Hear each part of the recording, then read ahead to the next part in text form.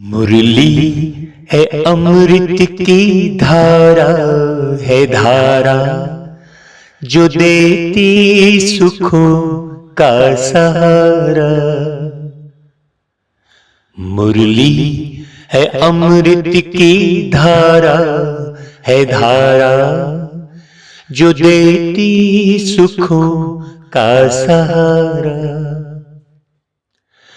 भूले जीवन में हो जाए बाबा मुरली में समझाए, तुम्हें देवता बनना है प्यारा, देखो गलती न करना दोबारा। मुरली है अमृत की धारा, है धारा जो देती सुखों का सहारा। अच्छा ज्ञान देगी। अच्छा,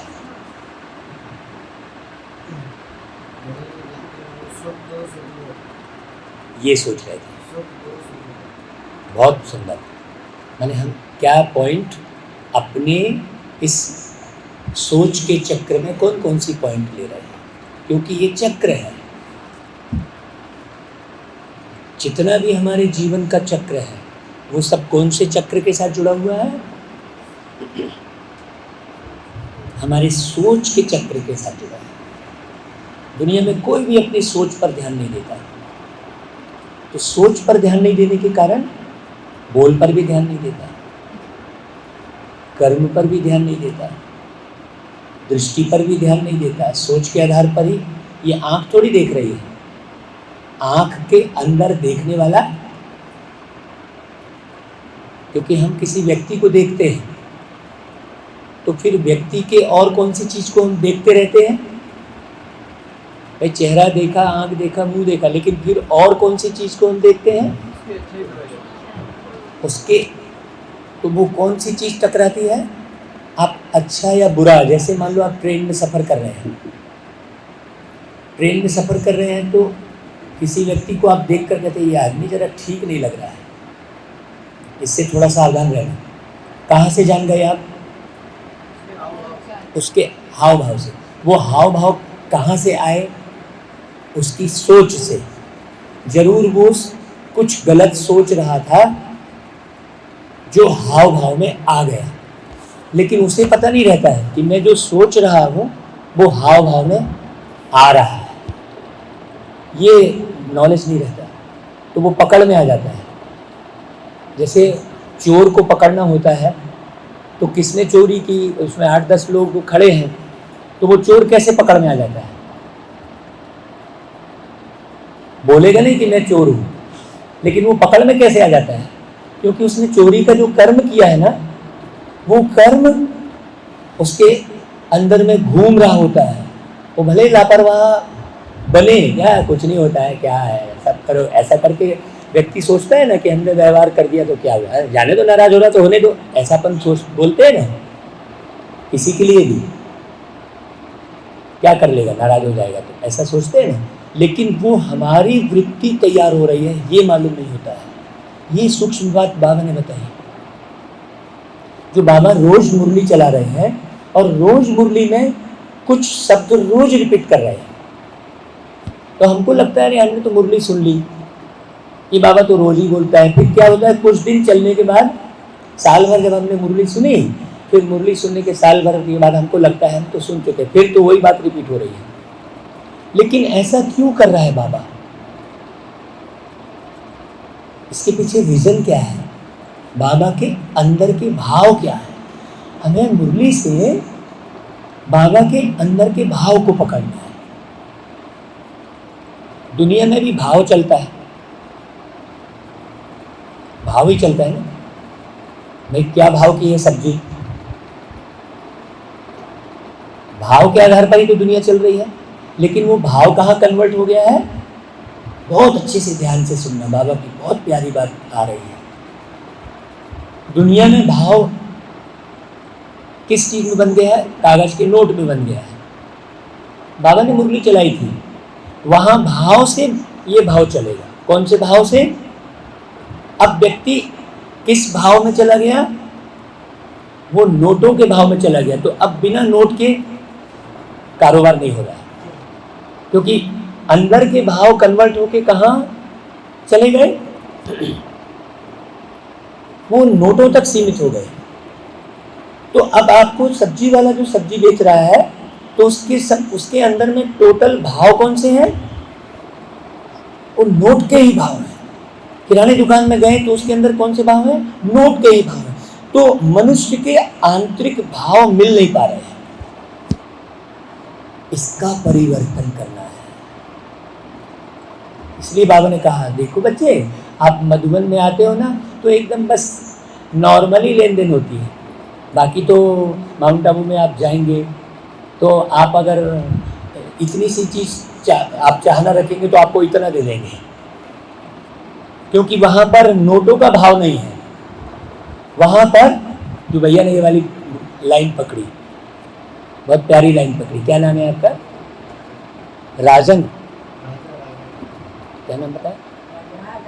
राजा। अच्छा, कितनी? हाँ, इसलिए मैं पूछा कि भाई भाव क्या है अंदर की, क्योंकि यदि आप यहाँ बैठकर भी आप अन्यत्र भाव में रहेंगे तो बाबा के भाव आपके अंदर जाएंगे नहीं। एक्चुअल में बाबा की मुरली क्या है? बाबा के भाव है, बाबा के अपने अंदर के भाव है। वो आपको सुख देना चाहता है, तो सुख कैसे मिलेगा? ये विचार जो शब्द है, शब्द के पीछे बाबा के दिल के भाव क्या है? जब हम मुरली में बाबा के जो शब्द चल रहे हैं, उन शब्दों के पीछे दिल के जो भाव हैं वो हम समझेंगे, तब हम दिल तख्त नसीब बनेंगे। बाबा ने एक लाइन बोली थी, आप लोगों ने तो मुरली सब लाइन बहुत बार सुन रहे हैं ना। नए कौन है इसमें? है? अच्छा, नए हमारे मीठे भाई। एक अच्छा, आप रोज आ रहे हैं? ये अभी आए हैं, दोनों युगल। अच्छा है, मिल के चल रहा है एकदम। तो बाबा ने कहा कि जो दिल तख्त नशीन सो, मैंने क्या कहा बोलो? आपका नाम क्या है बहना? सुमन। सुमन यानी सु यानी अच्छा, मन अच्छे मन वाली आत्मा, सुमन। तो दिल तख्त नसीम सो, आप बताओ। बाबा ने कहा दिल तख्त नसीम सो राज्य तख्त नसीम। मतलब दिल तख्त नसीम कैसे बनेंगे हम? जब बाबा के दिल की बात को समझेंगे। अभी हम केवल मुरली समझ रहे हैं, अभी हम केवल मुरली का मंथन कर रहे हैं। हम जो मुरली रिकॉर्ड करते हैं यूट्यूब पर, उसमें बीच बीच में हम बाबा के दिल की बात को सामने लाते हैं, ताकि आप अगर बाबा के दिल की बात को नहीं समझ रहे हैं तो बाबा के दिल की बात को समझने के लिए क्या करना पड़े, कैसे मुरली के पीछे के भाव आपको बाबा का समझ में आएगा। जैसे एक बेटा जो है माँ के साथ जीवन बिताता है, तो माँ के बगैर बोले वो माँ के भाव को समझ जाता है, समझ जाता है ना। आपकी स्थिति ऐसी हो जाए, बाबा के साथ इतना गहरा कनेक्शन हो जाए आपका कि बिना मुरली पढ़े आपको बाबा के भाव मिलते रहे। हम जैसे अमृत बेले उठते हैं, तो अमृत बेले उठ के करना क्या है? एक फ्रेंड ने बोला था कि भाई जी आप हमारे यहाँ तो अमृत बेले को पक्का कराना। अमृत बेले उठ के करना क्या है? अभी हम अमृत बेले कैसा करते हैं? देखो, गीत बजा लिए, लाल लाइट जला दिए। नहीं, अमृत बेले उठकर बाबा के दिल के भाव को समझना है। एकदम साइलेंट में बैठ जाना है। आप गारंटी लेता हूँ आपको चुपके से मालूम पड़ेगा कि बाबा कुछ विशेष बातें बता रहा है। एकदम साइलेंट, एकदम साइलेंट मतलब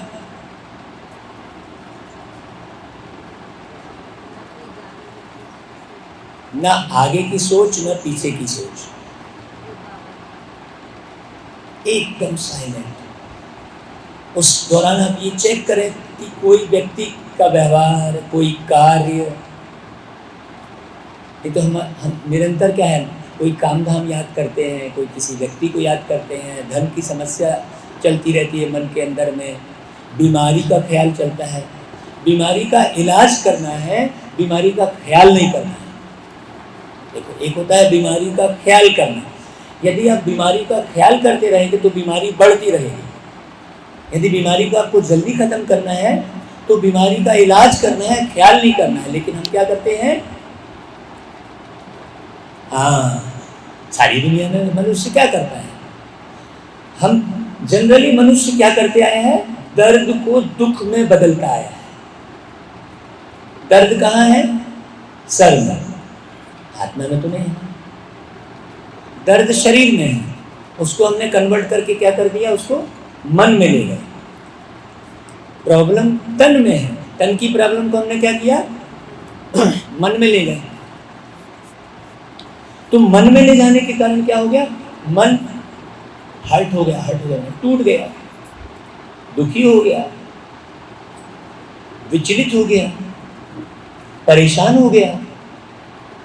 तो टूटी हुई चीज जुड़ सकती है क्या भाई? मन कोई वस्तु तो नहीं है, मन तो अदृश्य है, लेकिन मन है। इस संसार में जिसका भी नाम है वो पहले है, बाद में उसका नाम है। कई लोग कहते हैं वाह, हम कैसे माने कि भगवान है?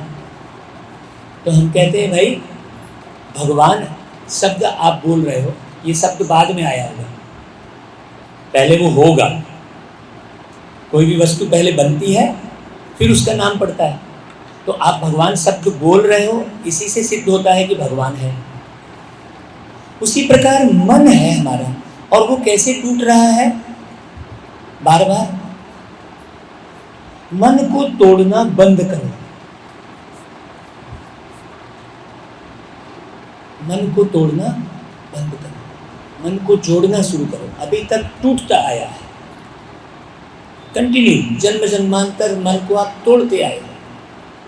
तो जैसे ही मन टूटता है ना, तो मन के साथ बुद्धि जुड़ी हुई होती है। ये पहले दिन का कोर्स तो आखिरी दिन का कोर्स है, मन के साथ बुद्धि जुड़ी हुई है। तो जैसे ही मन टूटता है तो बुद्धि भी, बुद्धि की निर्णय लेने की क्षमता, बुद्धि की परखने की क्षमता, सारी शक्तियां कहाँ पर हैं, बुद्धि में है। हम मन को शक्तिशाली बनाने की कोशिश करते हैं, जबकि शक्तिशाली हमें क्या बनाना है, बुद्धि को बनाना है। यदि हमने बुद्धि को प्रॉपर सेट कर दिया तो आपका मन सेकंड में परमात्मा से लगेगा। एक्चुअल में परमात्मा से मन लगता नहीं है। तो इसीलिए बाबा ने क्या किया, बाबा ने कभी नहीं बोला कि मन का योग मुझसे लगा। बोला क्या? किसी भी मुरली में यह नहीं बोला है। बाबा ने क्या बोला, बुद्धि का योग मुझसे लगा। तो बुद्धि का योग लगने के लिए मुझे उस, अब जो मैंने जहाँ से बात शुरू की थी उसको फिर क्लियर करना। बुद्धि का योग लगने के लिए मुझे वृत्त को चेक करना है, चेक करना है कि सारे दिन में। इसलिए बाबा ने उसको बेहद के चक्र में ले गया। इसलिए बाबा कहता है सबसे मुख्य प्रदर्शनी है ये गोला और त्रिमूर्ति। ऐसा बोलता है बीच बीच में मुरली में, उसका गहरा राज है। हम समझते हैं कि बस यही चित्र बस लगाना है, हमको लगता है कि बस चित्र बस लगाना है। वास्तव में वो चरित्र बनाने की विधि है जो दुनिया में कहीं नहीं सिखाई गई। तो चित्र बाबा बोलता है देखने के लिए, इसलिए कि हमें उस किस चक्र को ध्यान देना है। देखिए अब चलते हैं चक्र की ओर चलते हैं। हमें किस चक्र को ध्यान देना है? हमें उस चक्र को ध्यान देना है जब हम पहले सतयुग में आए थे, तब कैसा जीवन था हमारा,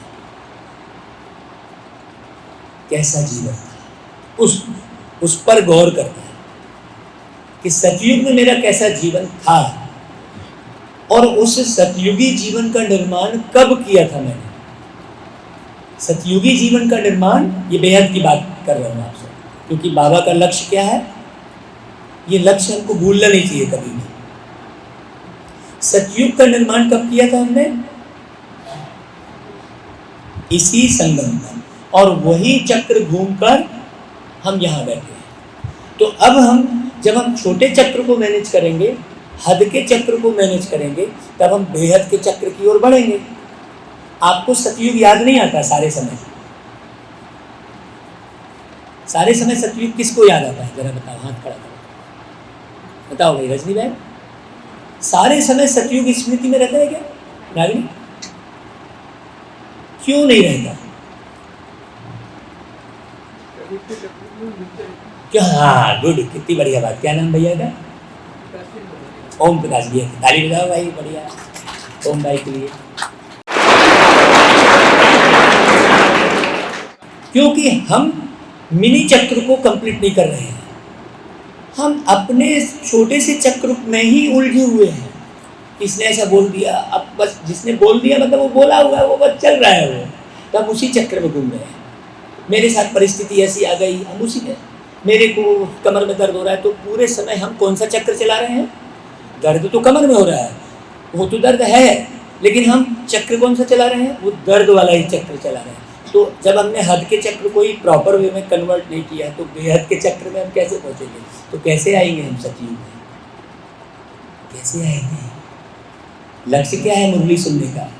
यहाँ भक्ति तो है नहीं कि हमको कोई चीज़ दर्शन मिल जाए, कि कुछ दिख जाए, ऐसा तो यहाँ कुछ भी नहीं। इसलिए बाबा बीच बीच में मुरलियों में कहता है कि बच्चे कुछ देखने का आस मत रखना, दिखेगा कुछ नहीं, करना है।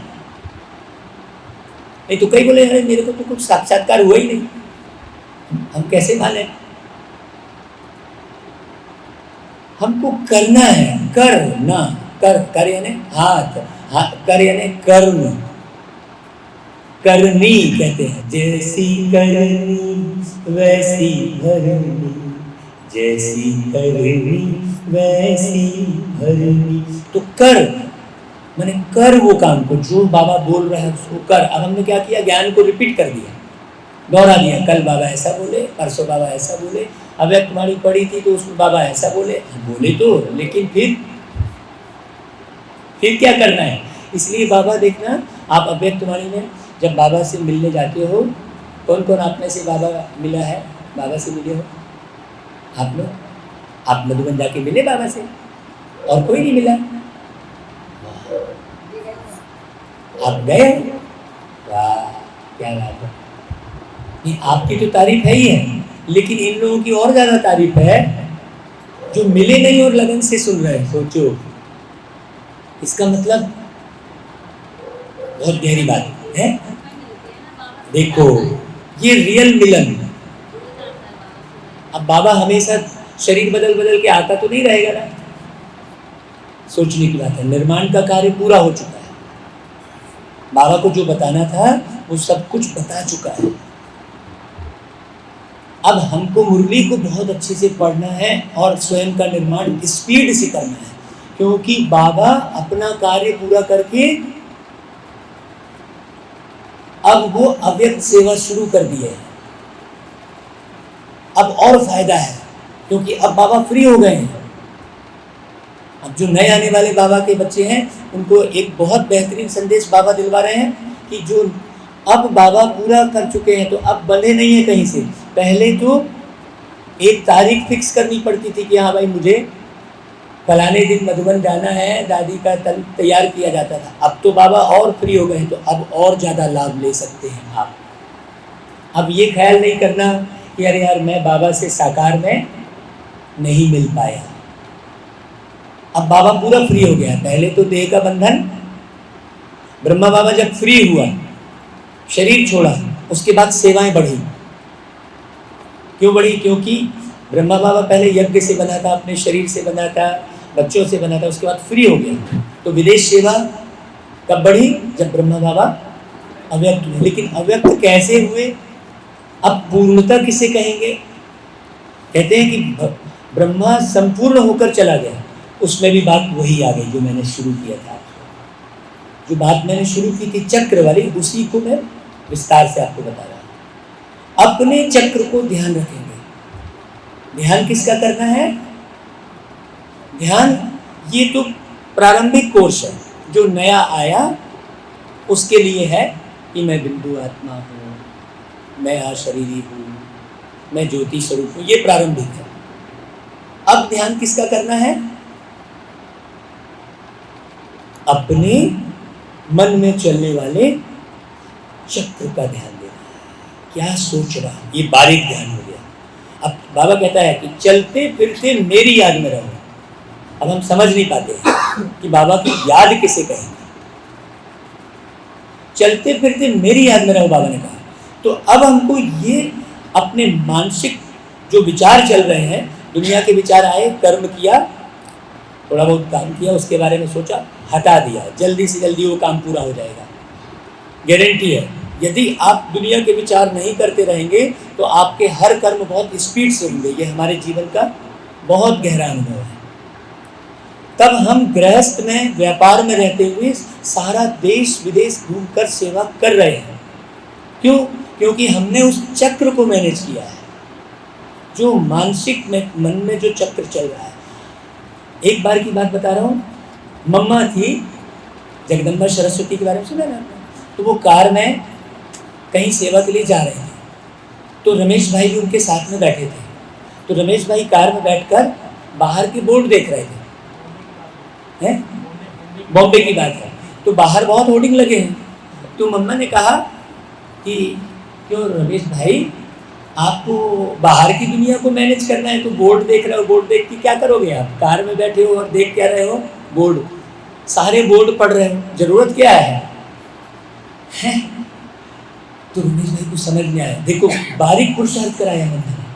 हम देखो अभी चल रहे हैं तो क्या क्या देख रहे हैं, क्योंकि जो जो देख रहे हैं, मैंने भागवत कथा में बताया था कि इसमें रिकॉर्डिंग और प्लेइंग, तो सावधानी कहाँ रखना है राजा भाई? देखने और सुनने में। इसलिए सवेरे सवेरे अमृत बेला मुझे याद करो बोलता है बाबा। तो आप सवेरे सवेरे किसको देखेंगे? बाबा को देखेंगे। तो बाबा को कैसे देखेंगे? जो बाबा की आपने मुरली पढ़ी है, बाबा को देखेंगे, अपने को देखेंगे, बाबा को देखेंगे, अपने को देखेंगे। डायरी में नोट करिए कि बाबा कैसा है और मैं कैसा हूँ। अगर मान लीजिए किसी के बारे में मैं पूछूं कि भाई आपके पिताजी कैसे हैं, तो आप बोलेंगे क्या उनकी नाक लंबी है, कान ऐसे, ऐसा बोलेंगे क्या? आप पिताजी कैसे हैं बोलेंगे तो आप पिताजी का क्या बताएंगे? आप उनका व्यवहार, स्वभाव, वो बताएंगे, आकार थोड़ी बताएंगे। इसलिए भगवान को निराकार कहा गया। भगवान निराकार में क्यों है? भगवान निराकार में इसलिए है कि सारे के सारे आकार के बंधन में बंधे पड़े हैं, सब निराकार हो जाओ। इसलिए अंतिम समय में ब्रह्मा के मुख से शिव बाबा ने बोला, जो हम कहते हैं ब्रह्मा की वाणी 3 शब्द, वो एक्चुअल में शिव बाबा की ब्रह्मा के पाठ तक की वाणी थी। जब ब्रह्मा का साकार तक का पाठ था, उसके बाद जाते जाते क्या बोला? निराकारी, पहला शब्द। ये सब जो व्यक्ति इसके मैंने डेप्थ में जाएगा, अब किसी ने 7 दिन का कोर्स कर लिया, साल भर मुरली सुन लिया, तो हाँ मैं सब समझ गया बोलेगा तो समझेगा क्या? सोचो, हैं? सोचो कितना समझना है। पूरे 5000 साल का मुझे समझना है, तो कितनी बड़ी पढ़ाई है। और उस 5000 साल के को समझना हमको मात्र चंद 100 वर्ष में है। अब ये 100 वर्ष मतलब एक मैं, एक शिव बाबा बिंदी और एक मैं, एक साकार, तो वो एक साकार में है एक, और बाजू में बिंदी बिंदी है, तो वो 100 वर्ष हुए। माने एक मैं और एक शिव बाबा बिंदी और एक ड्रामा बिंदी, वो है 100 वर्ष। अब हम इस वर्ष को गिनते बैठे हैं। यदि आप इस वर्ष को गिनते बैठेंगे तो पुरुषार्थ नहीं कर पाएंगे। बहुत सारे बच्चे इन वर्षों को गिनते हैं। कई लोग मुझसे बोलते हैं कि अच्छा आपने तो बहुत ये विनाश कब होगा? ये विनाश तो होता ही नहीं है। विनाश कहाँ होता है? विनाश का मतलब क्या हुआ? विकारों का नाश। आपने अपने अंदर के, वी फॉर विकार, आपने अपने अंदर के विकारों को पूरी तरह से नाश कर दिया, मतलब आपके लिए विनाश हो गया, आप फ्री हो गए। अब दुनिया तो जैसे जैसे प्रत्येक बच्चे अपने अंदर के विकारों का नाश कर देंगे, क्योंकि बाबा कहता है कि तुम जब विकारों का नाश कर दोगे तो विकारी दुनिया तो तुम्हारे लिए नहीं रह जाएगी ना, फिर तुम्हारे लिए नई दुनिया बनानी पड़ेगी।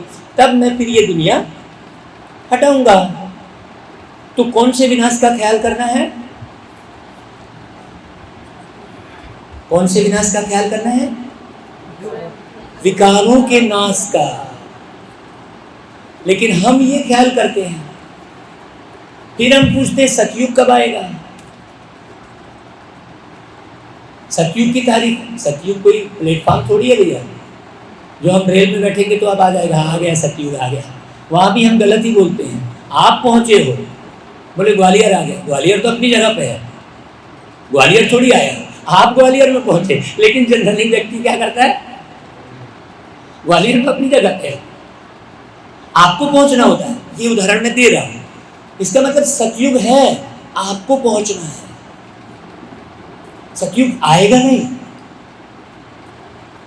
है कि नहीं भाई? सतयुग है, त्रेता युग है, पहुंचना आपको है। अब हम आएगा के चक्कर में अब हम वो तारीख फिक्स कर रहे हैं, 2036 में आ जाएगा तो 2022 में आ जाएगा। अरे ये बाबा कहता है बच्चे तुम डेट कॉन्शियस में मत रहो। ये बोला है बाबा ने, जो जितना ज्यादा मुरली पढ़ेगा वो उतना ही ज्यादा अव्यक्त स्थिति देह में रहते रहते बना लेगा। देह में रहते मरना, मैं मर गया, मैं मर चुका हूँ, मरने के बाद ही नया जन्म होगा भाई। तो हमको इसी शरीर में मरना है। पुराने कलयुगी दुनिया से, पुराने संस्कारों से एक इतना सा भी न रह जाए। जब आप ऐसा पुरुषार्थ करेंगे घर में रहकर, तो आपको घर वालों को ज्ञान नहीं सुनाना पड़ेगा, सुनाना नहीं पड़ेगा, आपको देख कर आएगा। और फिर वही आएगा जो सतयुग में। तो कौन कौन सी बात क्लियर हो रही है? अब ये सारा राज कहाँ छुपा हुआ है? हमारे जो छोटा चक्र है।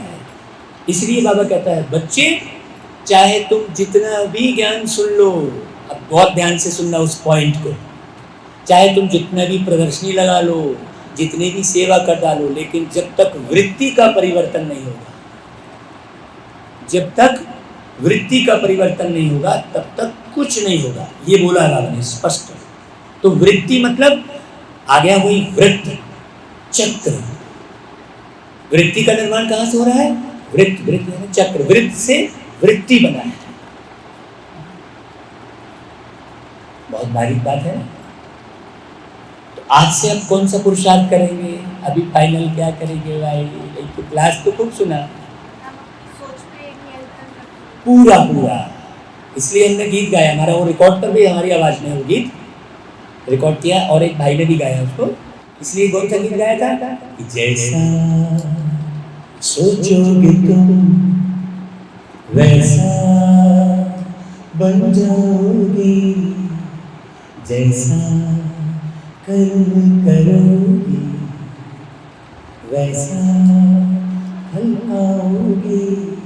श्रेष्ठ कर्म का आधार है खुद का कर लो दर्शन, यही जीवन का सार है, यही जीवन का सार है। जैसा सोचोगे तुम।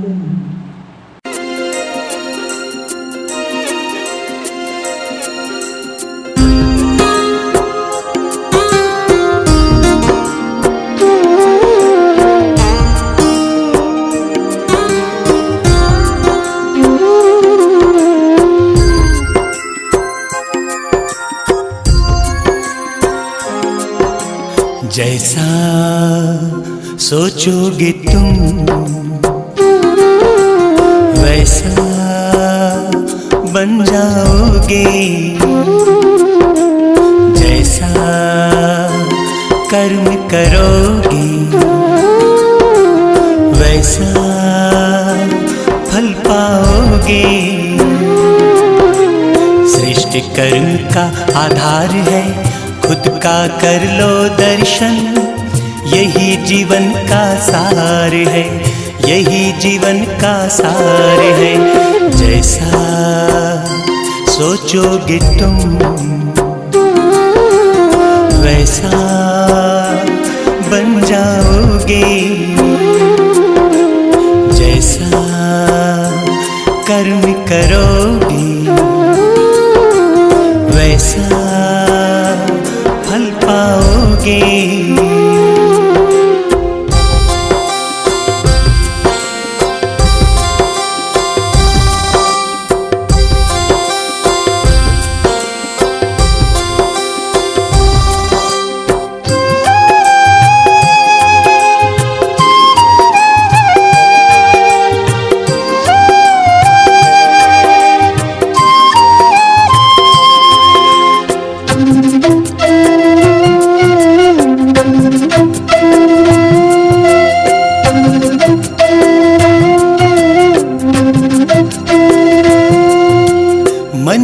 शुभ संकल्प तो जीवन में फिर दुख कैसा, जब अंतर में शुभ भावना तो दिल में सुख सावन जैसा।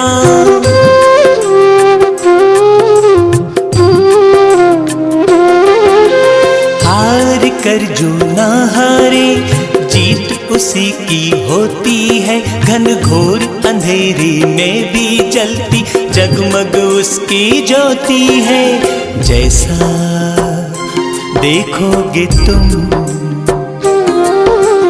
वैसा बन जाओगे, जैसा चाहोगे तुम वैसा बन जाओगे।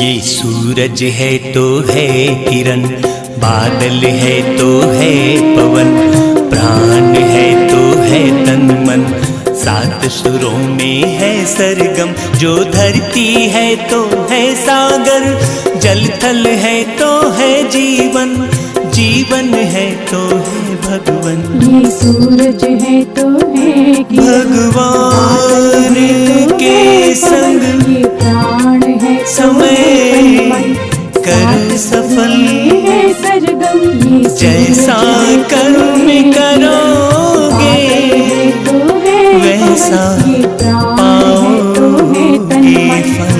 सात सुरों में है सरगम, जैसा सोचोगे तुम वैसा बन जाओगे, जैसा कर्म करोगे वैसा फल पाओगे। सृष्टि कर्म का आधार है, खुद का कर लो दर्शन, यही जीवन का सार है, यही जीवन का सार है। जैसा सोचोगे तुम वैसा बन जाओगे, जैसा कर्म करोगे वैसा फल पाओगे। जैसा सोचोगे तुम वैसा बन जाओगे, जैसा कर्म करोगे वैसा फल पाओगे।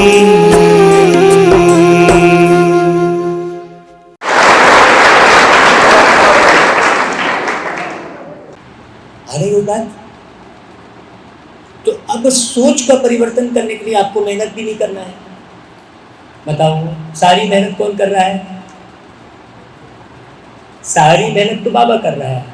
इसलिए बाबा ने कहा, बच्चे तुमको क्या सोचना है ये मैं डिसाइड करूंगा, तुमको वो भी नहीं डिसाइड करना है, तुमको वो भी डिसाइड नहीं करना है। तुमको क्या सोचना है उसका डिसीजन भी मैं लूंगा। जब मैं अपनी पूरी सोच को समर्पित कर देता हूँ बाबा को, तब मेरा निर्माण होना शुरू हो जाता है। हाँ, है ना भाई? समझने की बात है ना भाई? हाँ। अव्यक्त स्थिति बनी रहेगी। अव्यक्त स्थिति मतलब कोई देह का स्वरूप नहीं है कि हम अव्यक्त स्थिति बन गई तो हम फिर ऐसे बना के बैठे हैं, तो कुछ शारीरिक आसन कुछ नहीं है। योगासन मतलब आत्मा से परमात्मा के मिलन वाला आसन। तो आसन कौन सा? ये भ्रुकुटी आसन, और उसमें बैठा कौन? मैं आत्मा। अब इसमें शरीर वाली कहीं कोई बात नहीं है कि आपको शरीर की कोई मुद्रा बनानी है, कि कोई आँख की कोई मुद्रा बनानी है, कि कोई ऐसा, वो तो ब्रह्मा बाबा का जो तस्वीर बनाया है, तो विद्यालय है नहीं, तो पहले पहले आकर तो कोई भी बच्चा आएगा तो उसको शरीर के रूप में ही स्थिर किया जाएगा। लेकिन हमें उस योग की गहराई को समझना है कि स्थिर क्या करना है मुझे, कि नहीं भाई? तो बाबा की याद में अपने को टिका देना, उसको कहते हैं बाबा। अभी बाबा ने मुरली चलाई और मुरली के बीच में बाबा ने कहा चलो अब हम सब चलते हैं, 1 मिनट में परम धाम चलते हैं, मैं भी जा रहा हूँ, चलो तुम भी चलो। तो जैसे ही बाबा ने अनाउंस किया तो जो ऐसे वैसे बैठे थे वो अपना शरीर की स्थिति को सुधारना शुरू कर दिए। तो 1 मिनट तो उसी में निकल गया, 1 मिनट तो निकल गया उसी में। बाबा तो सेकंड की बात कर रहा है, समझा नहीं हमने। बाबा कह रहा है कि चलो भाई अब वतन चलते हैं सब, मुरली तो सुन ली, ऐसा बाबा ने मुरली में एक बार कहा था। तो सारे के सारे क्या करने लग गए, शरीर को ठीक करने लग गए, तो सामने कुर्सी ढूंढने लग गए। देखो क्या कैसा होता है भाई, समझने की बात है, ये बारीक पुरुषार्थ है। बाबा कहता है जो जितना महीन पुरुषार्थ करेगा वही महान बनेगा, उसी को सेवा का अवसर मिलेगा। नहीं तो गृहस्थ व्यापार में रहते हुए, है कि नहीं, इधर उधर जाना, ये करना सारा, है ना भाई, ये तो बाबा की कमाल है ना। तो बाबा करण करावनहार है, इसका क्या अर्थ हुआ?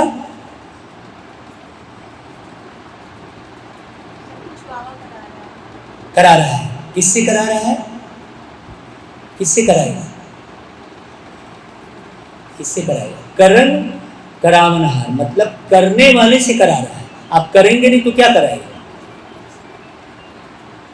करण का मतलब करण, जो करने वाला है। अब आप आओगे ही नहीं मुरली सुनने, आप मुरली सुनने का पुरुषार्थ ही नहीं करोगे तो आपको और क्या कराएगा?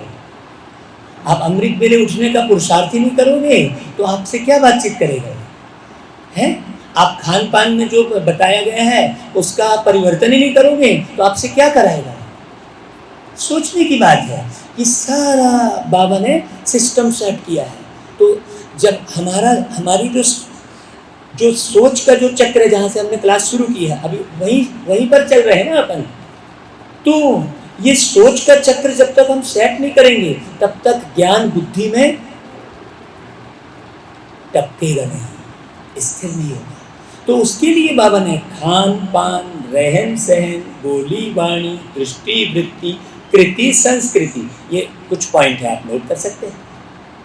तो सबसे पहले कहाँ ध्यान देना है? खान मैंने खा क्या रहे हैं, पान मतलब जैसा खा रहे हैं वैसा हम व्यवहार कर रहे हैं। खान पान माने व्यवहार, पान व्यवहार का प्रतीक है, खान पान।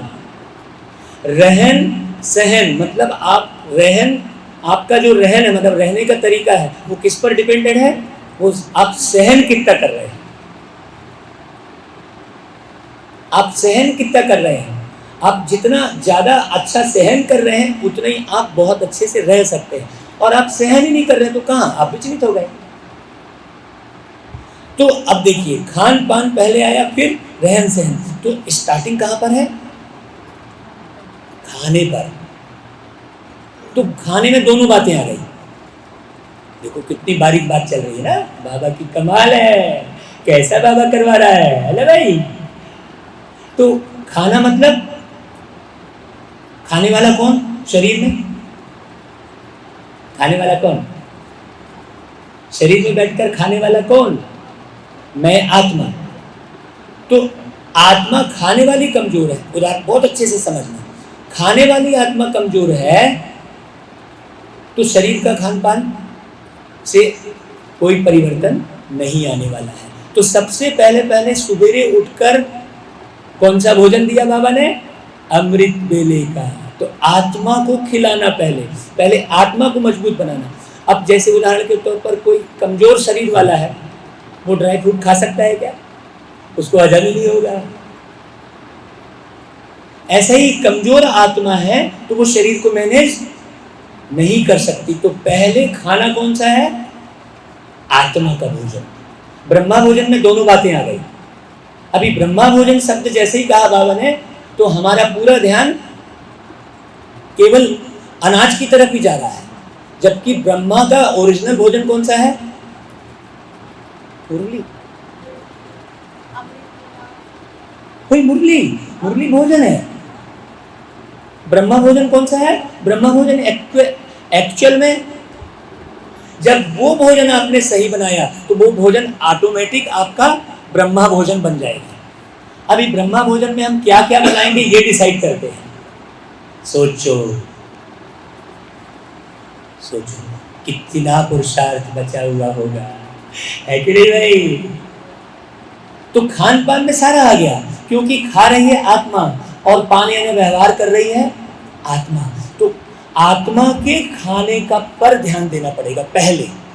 जब आत्मा के खाने पर हमने अमृत बेले ध्यान दिया, तब हमारा ध्यान फिर शरीर के खाने पीने में प्रॉपर वे में सेट होगा, नहीं तो फिर जीभ के स्वाद में ही पड़े रहेंगे हम। नहीं तो दुनिया में क्या प्रोग्राम बनाते हैं, चलो यार बनाते हैं आज राजू ढाबा में भोजन करते हैं, वो प्लान बनाते हैं, मतलब खाने का प्लान बनाते हैं। तो उनका जीवन कहाँ तक सीमित रह जाता है? आज चाय बनाई जाए भाई, मैंने अब पूरी बुद्धि पूरा मन किधर लगा है? आज बढ़िया फर्स्ट क्लास हलवा बनाया जाए। तो क्या हो रहा है देखो, हलवा बनाना है, चाय पीना है, खाना है, सब कुछ करना है, लेकिन करना कैसे है ये बात समझने की है। ये सब तो टेम्परेरी है। इसलिए बाबा ने कहा कि बच्चे शरीर निर्वाह अर्थ भोजन करना है, कमाना है, ना ज्यादा सूखा खाना है ना ज्यादा हाई फाई खाना है। ये बाबा ने बोला क्यों? क्योंकि आप सूखा भी खाओगे तो आपका मन फिर यही लग रहा है यार मेरे को सूखा मिला, तो वहां भी फंसा है मन। और यदि मैंने हाई, बाबा की एक एक बातों को समझ रहा है, यदि मैं बहुत हाई फाई में खा रहा हूं तो भी मेरा मन कहाँ लगा है? खाने में ही लगा है। और सारे प्रोग्राम खाने के ही चल रहे हैं सारी दुनिया में। इसलिए शादी के कार्ड में जब किसी को शादी का कार्ड मिलता है तो सबसे पहले वो क्या देखता है? डिनर कब है और कहाँ पर है और कितने बजे है, तो उसकी तैयारी वो पहले कर लेता है। अच्छा है बात समझने की? सारी दुनिया में यही हो रहा है। सारी दुनिया में बुद्धि कहाँ लगी है? खाने में। खाऊं खाऊं, जानकी दादी बोलती है जानकी दादी बहुत बढ़िया क्लास कराती है। जानकी दादी बोलती खाऊं खाऊं, ये खाऊं वो खाऊं, ऐसा करते हैं ऐसा। और जानकी दादी बोलती है मैं तो बाबा को खा जाऊं।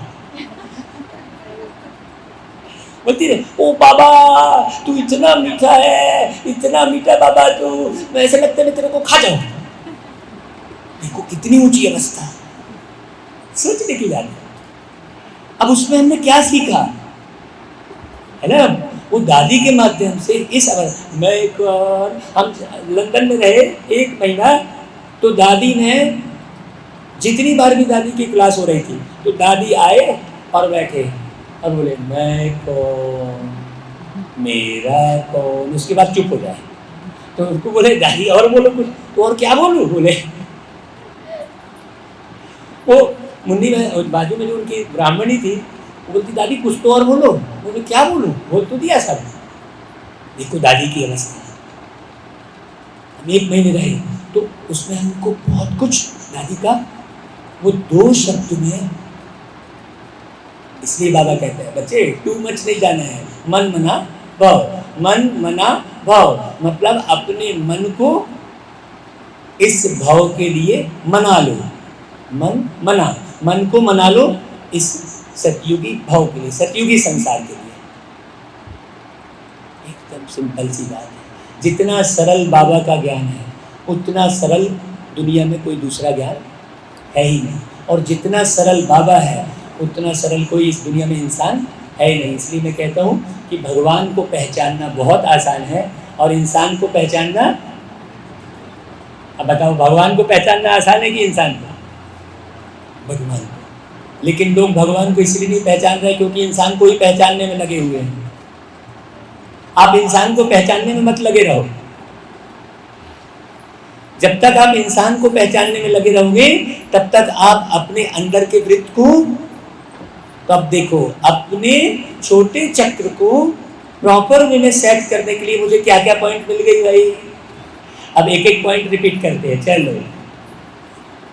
अपने छोटे चक्र को मैनेज करने की कितनी सारी पॉइंट बाबा ने बता दी।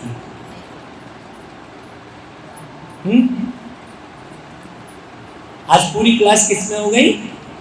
अपने, हाँ, प्रारंभिक, क्योंकि जब तक नींव मजबूत नहीं है भवन मजबूत हो ही नहीं सकता। तो नींव क्या है? हमारे मीठे भैया को भी पता लग गया होगा ना भैया? क्या नाम है भैया का? हाँ, राकेश। पता लगा ना? हाँ, 1 महीने के हैं तो क्या होगा? जो 1 महीने का है, जो जितना छोटा बच्चा है वो उतना ही पावरफुल है। पता है आपको क्यों? क्योंकि तुम तो अभी वो, अगर अपन दुनियावी बच्चे के हिसाब से अगर नोट करें तो आप तो बूढ़े हो गए तो ढेर सारा आपके पास जीवन भर का कचरा है और उस बच्चे के पास तो पावरफुल कौन है? हम तो बच्चे को बच्चा समझ लिए। तो 1 महीने वाला भी, इसलिए बाबा ने क्या बोला कि 7 दिन वाला 70 साल से आगे जा सकता है ना राकेश भाई, है ना? तो आगे जा सकते हो पक्का, है ना? बाबा की नज़र बिल्कुल पड़ती है हर एक बच्चे पर, बहुत गहरे से नज़र पड़ती है।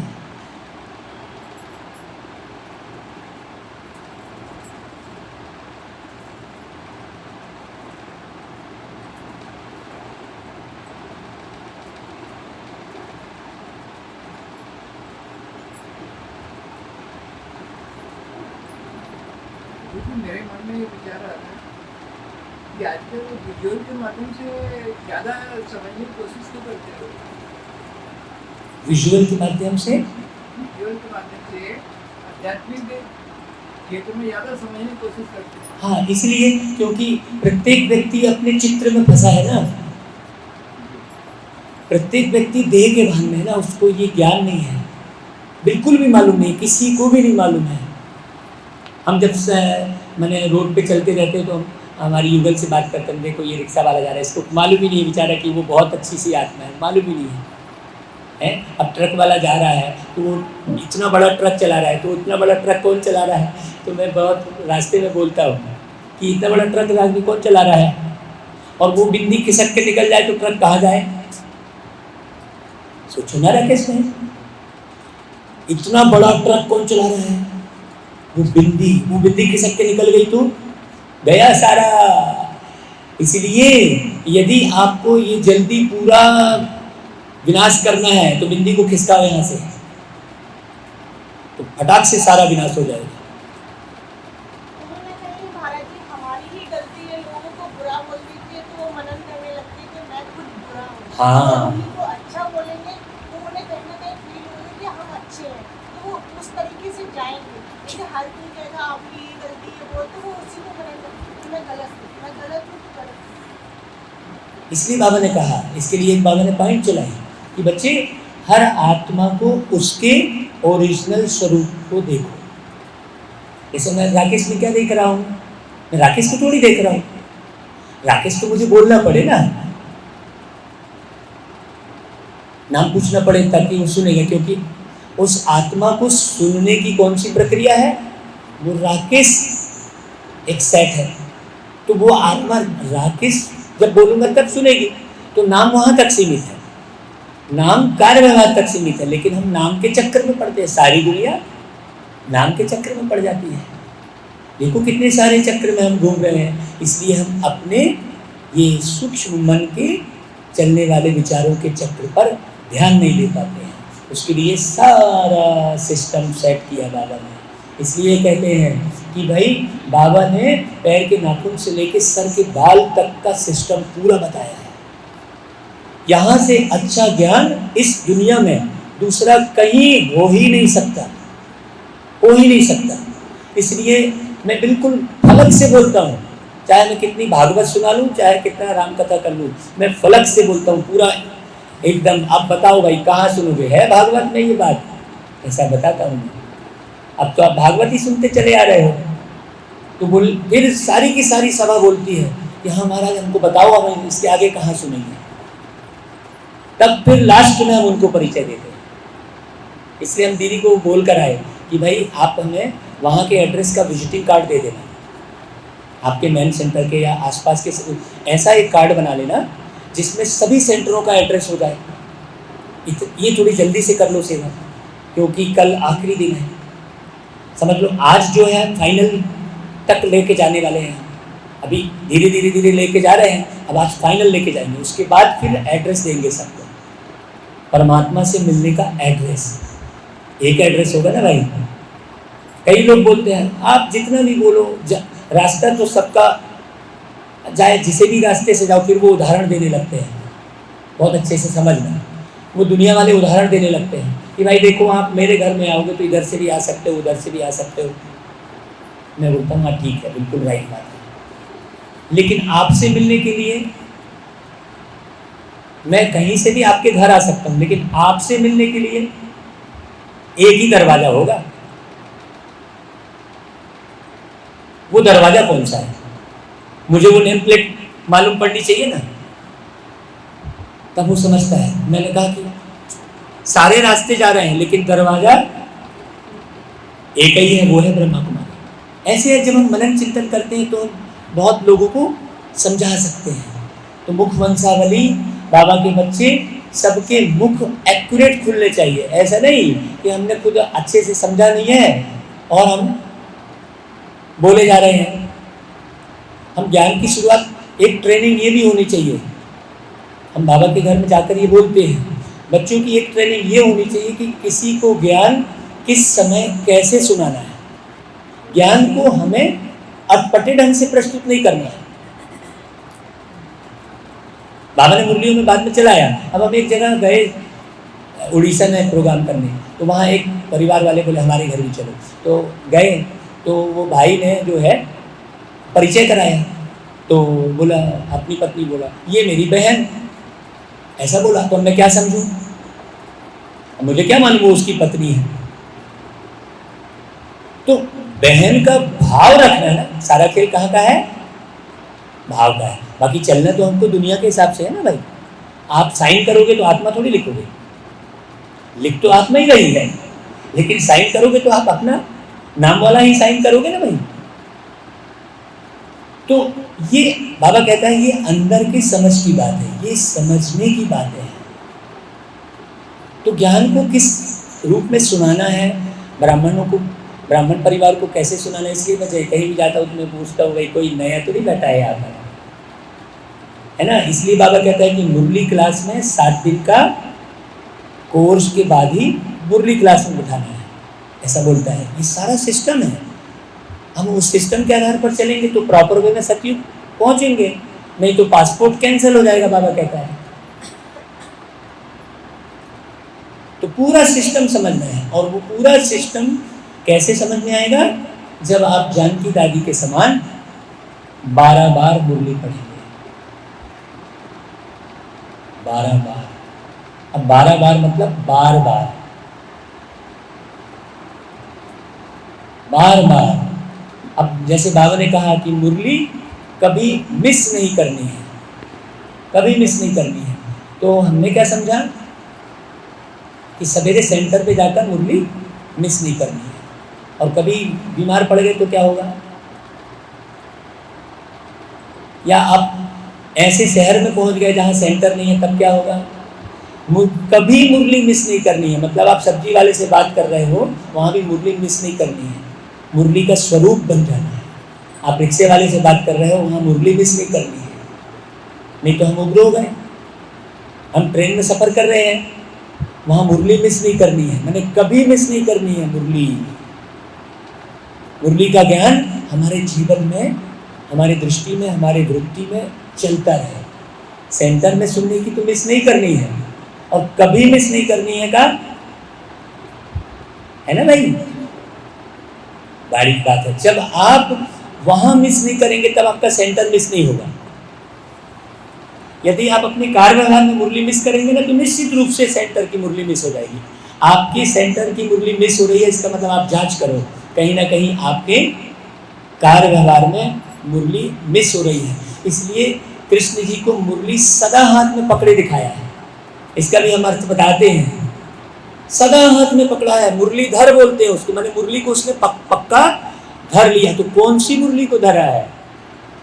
अब यदि हाथ में नहीं है तो कमर में लटकी है, मतलब अब हाथ से काम करना है तो फिर भी मुरली मतलब कमर में लटकी है। मतलब कमर जो है भाई कर्म का है, जब भी हम कर्म करते हैं तो सबसे पहले कमर दुखती है। तो कर्म में मुरली लानी है, कमर में मुरली रखी है, मतलब हमको कर्म में मुरली लानी है। हाथ में ये मुरली नहीं है मान लो तो चलेगा, ठीक है भाई। बहन जी ने मुरली सुनाने बोला था, तो मुरली चली कि नहीं चली? मुरली चली ना, मुरली तो चली है कि नहीं भाई?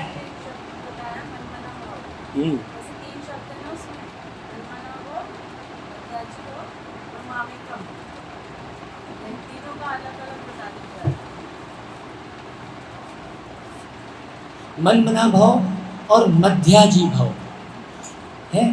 मध्याजी भाव का एकदम स्पष्ट अर्थ है मध्य, एक ही बात है। मध्य, मध्य मतलब बीच में। पूरे शरीर का पार्ट मेन कंट्रोल रूम कौन सा है? मस्तिष्क। मस्तिष्क के बीच में हमेशा यही उपस्थित रहो, यहाँ से भागो मत, कहीं भी मध्य में रहो। मध्याजी भाव, इसमें पूरा ज्ञान आ गया। जब आप मध्याजी भाव यानी इस संसार में रहकर आप हमेशा भ्रुकुटी तत्व पर अपने आप को महसूस करेंगे, वही रियलिटी है। सच्चाई तो यही है कि आप एकदम हल्के हैं। अब किसी ने जो है आत्मा का वेट नापने के लिए क्या किया कि शरीर पहले तौल दिया और फिर बारीक तौला, तो उन्होंने आत्मा का वेट कुछ ग्राम बता दिया। अरे उसमें तो खून कम हो गया जी, जैसे ही आत्मा निकली खून सूख गया, तो उन्होंने उसका आत्मा का वेट कर दिया। ऐसा तो रिसर्च है साइंस का, पूरा झूठा रिसर्च। आत्मा का तो कोई वेट होता ही नहीं है, आप भारी हो ही नहीं, फिर आप क्यों बोलते हो मैं बहुत भारी हो गया? आत्मस्वरूप में नहीं है तो भारी हो गए। देह के भान में तो भार किसका है? देह का है। जब आत्मा बैठी है शरीर में तो एक व्यक्ति गोद में उठा लेगा, क्योंकि आत्मा हल्की है, सारा वेट आत्मा ने अपने साथ सेट कर रखा है। और जब आत्मा निकल गई तो उठाना बड़ा। बिना आत्मा के शरीर को कैसे, वो तो पूरा कभी हाथ इधर जाएगा कभी उधर जाएगा, तो उसको 4 लोग लगते हैं उठाने के लिए। और आत्मा जब शरीर में है तो एक ही व्यक्ति गोद में उठा लेगा। तो आत्मा भारी कहाँ हो रही है? आत्मा माने ज्योलिसी में आत्मा जल रही है। हमने जो अभ्यास कराया कि अग्नि मुझे जला नहीं सकती, ये अग्नि मुझे नहीं जला सकती, लेकिन ज्योलिसी वाली अग्नि, क्रोध की अग्नि किसको जला रही है? आत्मा की शक्ति को छीन कर रही है। तो आत्मा जलती है ज्योलिसी की अग्नि से, क्रोध की अग्नि से, अभिमान, ये सब अग्नि है, काम अग्नि बोलते हैं। और सबसे बड़ी अग्नि काम अग्नि है, उसके बाद ही सारी अग्नि और उत्पन्न होती है। ये सब बारीक नॉलेज है, जितना पढ़ोगे उतना बढ़ोगे। बाबा ने कहा पद का आधार पढ़ाई। फिर सेकंड पॉइंट क्या बोला? पद का आधार योग। तो अब क्या हुआ देखो, पद का आधार पढ़ाई। पढ़ाई करोगे तो आप उस पढ़ाई की समझ, ज्ञान, ज्ञान हुआ, और योग क्या हुआ? ज्ञान की समझ। और धारणा क्या हुई? समझ के साथ जीवन में उसको फॉलो करना, वो हो गई धारणा। जब आप फॉलो करते दिखते हैं तो सेवा हो रही है। तो धारणा के बाद ही सेवा है। हमने ज्ञान उठाया और सेवा करना शुरू कर दिया तो वो सेवा फेल हो जाती है। कई बार बच्चे क्या करते हैं, मुरली सुना तो घर में जाके सबको उस मुरली की पॉइंट सुनाना शुरू करते हैं तुरंत। आज बाबा ने ये कहा तो घर वाले परेशान हो जाते हैं। अब मुरली की पॉइंट डायरेक्ट जाके घर में सुना दिए तो वो कभी ध्यान में नहीं चलते। कई जगह मुझे शिकायत मिलती है, कहते हैं कि महाराज मैं इतने समय से मुरली सुन रही, घर वाले निकलते ही नहीं है। क्यों नहीं निकल रहे हैं? क्योंकि 3 सब्जेक्ट पूरा करने के बाद 4था सब्जेक्ट आ रहा है। ज्ञान, योग, धारणा, फिर आ रहा है सेवा। ये चीज है। देवी कब बोल रहे हैं?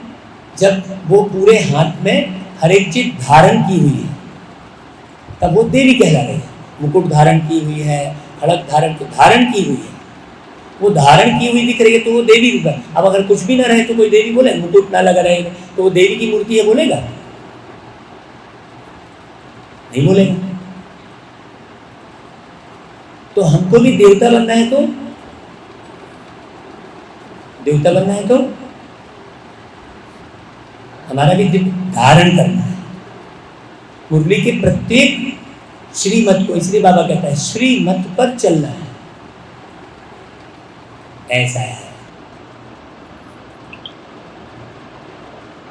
की मुरली दिखाई है तो काठ की मुरली तो एक भिखारी नहीं बजा लेता है। काठ की मुरली तो एक मुरली बंसुरी बेचने वाला भी बजा लेता है। ये ज्ञान मुरली उस आज करते हुए भी भगवान का नाम स्मरण करते। नाम स्मरण की बात नहीं है। मैं उसके लिए गाता हूं कि ले लो गीता का ज्ञान, ले लो गीता का ज्ञान, शिव गीता का ज्ञान। मैं व्यापारी ज्ञान रतन का प्रेम नगर है धाम। मैं व्यापारी ज्ञान रतन का प्रेम नगर है धाम। ले लो गीता का ज्ञान, शिव गीता का ज्ञान। सोना चांदी कुछ नहीं लेता, मालूम मुफ्त में देता। सोना चांदी कुछ नहीं लेता, मालूम मुफ्त में देता। बाकी तराजू कुछ नहीं भाई, मोल तोले कछु नाही। बाकी तराजू कुछ नहीं भाई, मोल तोले कछु नाही। ज्ञान हरि अनमोल रतन है, ज्ञान हरि अनमोल रतन है। पौड़ी लगे नहीं दाम, ले लो गीता का ज्ञान, शिव गीता का ज्ञान। पांची की प्रतीक न कीजय, ज्ञान हरि का लीजय। पांची की प्रतीक न कीजय, ज्ञान हरि का लीजय। सस्ता माल नफा है भारी, कर लो साहूकारी। सस्ता माल नफा है भारी, कर लो साहूकारी। मगन हो के प्रभु के गुण गाओ, मगन हो के प्रभु के गुण गाओ। बन जाओ राधे श्याम, ले लो गीता का ज्ञान, शिव गीता का ज्ञान। तो क्लियर हुआ? आपके प्रश्न का उत्तर बीच में दिया बाबा ने। मैंने नाम का सुमरन नहीं, ज्ञान का। नाम को वापस रिपीट रखने से आपको ज्ञान तो नहीं मिलेगा ना। ज्ञान सुनना है, गीता का ज्ञान सुनना है। और जैसे 108 की माला धारण किए रहते हैं तो वो माला क्या है? वो दाना है, ज्ञान का कण है। जितना ज्यादा आप ज्ञान सुनेंगे, आप बहुत सारा सुनते हैं, रहता कितना है? तो ज्यादा सुनते सुनते कम से कम 108 दाने तो रहेंगे।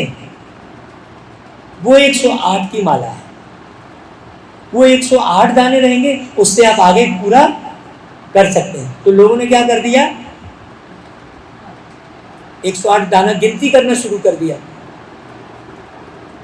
आप जितने भी सुन रहे हैं, अभी मैं आपसे पूछूंगा क्या क्या सुना, तो पूरा बता सकेंगे क्या? पूरा क्या? एक लाइन भी अभी तुरंत नहीं बता सकते।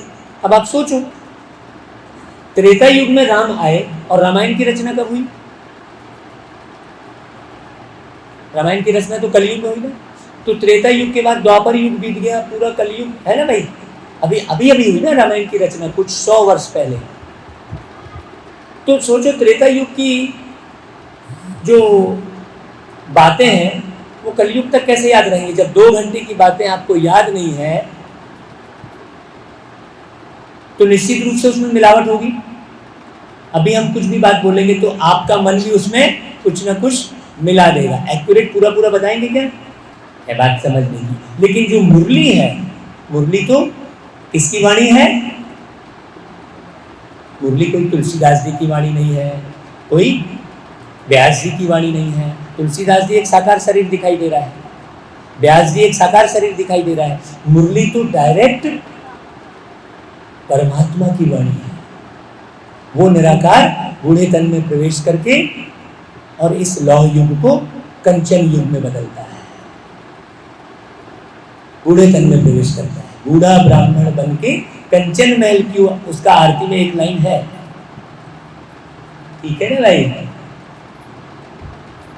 जैसे राकेश भाई ने पूछा, एक्यूरेट विद्यार्थी, ताली बजाओ राकेश भाई। एक्यूरेट विद्यार्थी वो जो प्रश्न जहां समझ में नहीं उसे रोक के पूछे, ठीक है भाई।